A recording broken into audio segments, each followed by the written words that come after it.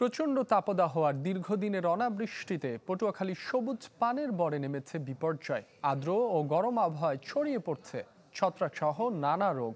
একের পর এক গাছ মরে যাচ্ছে, ঝরে পড়ছে পানের পাতা। উৎপাদনে ধস নামায় ক্ষতির মুখে চাষিরা। নগদ পেমেন্টে 500 টাকা পর্যন্ত ক্যাশব্যাক আর লেনদেনে প্রতিদিন ডিপ ফ্রিজ এবং ঘন্টায় ঘন্টায় এসি টিভি সহ দারুণ সব গিফট। পানের সবুজ পাতায় লেখা হলো না কৃষকের লাভের অঙ্ক।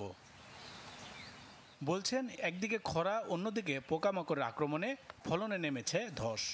যদিও পটুয়াখালীতে এবার গেলবারের চেয়ে দ্বিগুণ জমিতে পান আবাদ করেছিলেন কৃষকরা।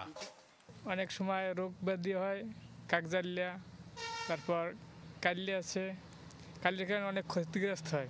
পাতা পচা, গোড়া পচা, শুকিয়ে যাইতে আছে, চাষিদের অভিযোগ, এমন সংকটে তাদের পাশে নেই কৃষি সম্প্রসারণ অধিদপ্তর। কর্মকর্তাদের পরামর্শ না পেয়ে নির্ভর করতে হচ্ছে স্থানীয় কীটনাশক বিক্রেতাদের ওপর।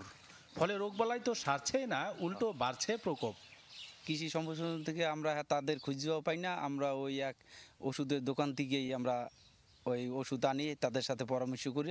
অন্য কোম্পানি থেকেও আসিয়া পানের বর দেখে গেছে, বিভিন্ন কায়দা ওষুধ দিয়েছে, কিন্তু কোনোটা কোনো কাজ করতেছে না। বরাবরের মতোই সমস্যা সমাধানের আশ্বাস কৃষি সম্প্রসারণ অধিদপ্তরের।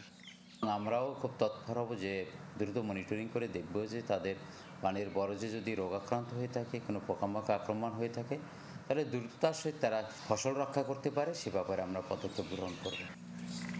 এবছর জেলায় 600 হেক্টর জমিতে পান আবাদ হয়েছে। Desk report, channel 24।